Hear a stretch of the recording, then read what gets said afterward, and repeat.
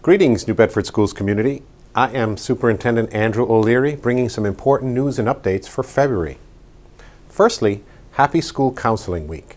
We appreciate our dedicated school counselors who play a vital role in guiding and supporting our students' academic and personal growth. Now, I know from talking to you, counselors, that students are at the center of your vocation. Your commitment to their success is truly commendable. Thank you. Now, as we pass 100 days of school, I cannot overemphasize enough the importance of attendance. As parents and caregivers, we must do our part to reinforce that every day. Every day of learning and participation in our school community counts. Like so much in life, success is an accumulation of effort over time. Consistent attendance is a key factor in helping our students build the knowledge, skills, and relationships they need to thrive academically and socially. That's what our schools do best.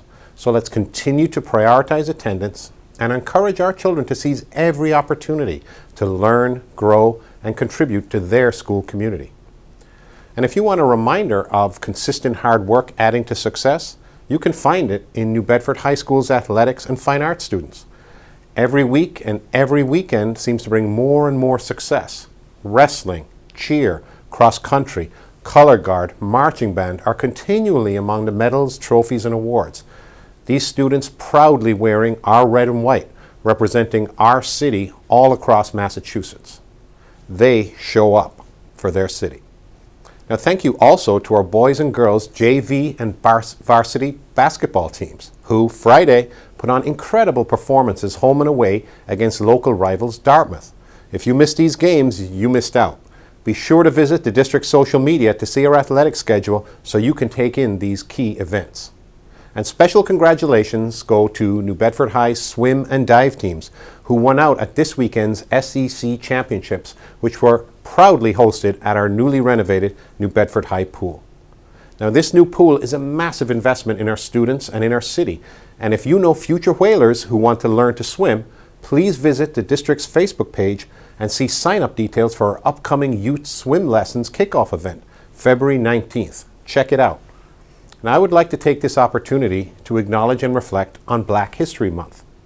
It is vital that we do so because Black history reminds us that the half has never been told. Education and teaching is best when we recognize that Black history and culture offer a rich and often overlooked seam of cultural, social, and historical gold. In New Bedford, we do more than simply acknowledge the designation of Black History Month. New Bedford, as much if not more than any other city in America, holds and memorializes the history of agency, agitation, and abolition that has so defined our nation. Our school names are just one measure, just one indication of this legacy. We have recognized one of the greatest American military heroes in our naming of Sergeant William H. Carney Memorial Academy.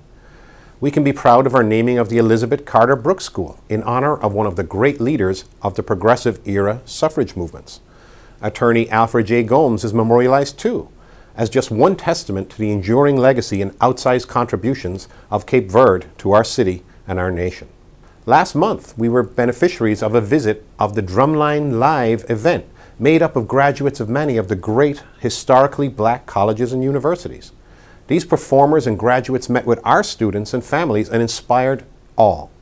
Indeed, HBCUs are a model for the district we want to create. Too often we focus on a school system as an organization that performs function after function. Now, HBCUs remind us of the importance of culture, legacy, and community. Our district has a unique legacy and a unique identity as an inclusive, diverse, and welcoming community. We must work every day to maintain these values. And as I visit classrooms, I see Black history and culture as part of a deep and meaningful learning that we present to students. Our classroom shelves have Coretta Scott King award-winning literature for all ages across all topics, fiction and nonfiction. Quality matters. Representation matters. These are titles that prompt excitement, engagement, and that love of reading and learning that we seek to cultivate in our students.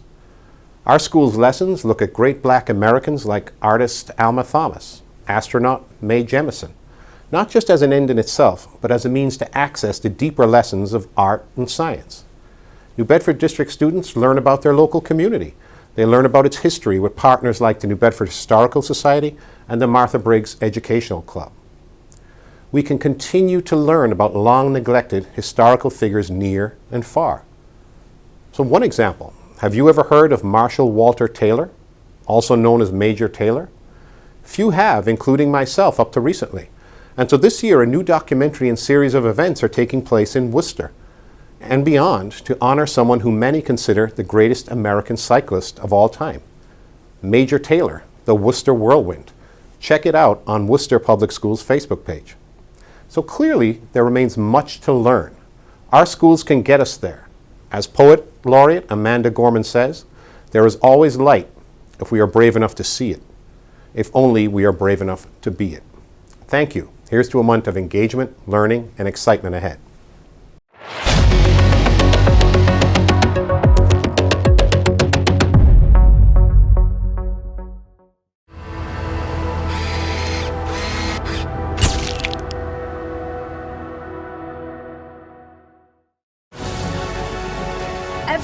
Every day, millions of people are connecting. And even though we're overcoming obstacles, watching each other's backs, and banding together, we should still make an effort. To get to know each other on a deeper level. Father, cosplayer, mentor, actor. It's time we take a step forward. Come together and discover how accepting our differences can make us stronger.